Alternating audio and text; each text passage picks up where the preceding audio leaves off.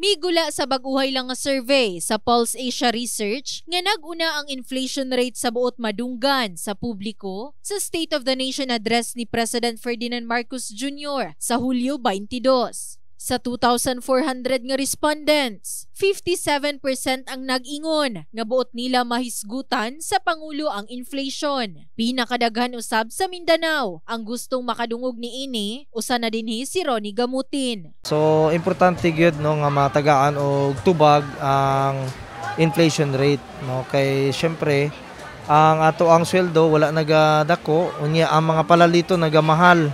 So dapat ma-address gid siya nga problema. Usagid ko sa nagnegosyo pod ma'am.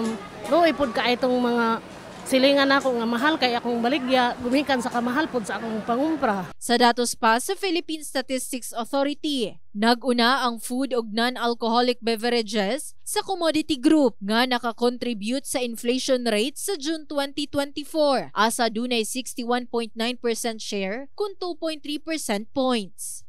Ang food inflation gikan 6.1% niadtong May 2024 nitaasab kini ngadto 6.5% sa June 2024. Apil dinhi ang mga gulay ug karne.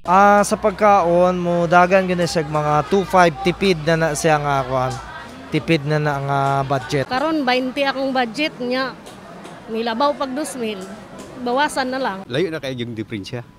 Kaya ang sibuyas sa una kahit kag sibuyas, 40, 60 lang.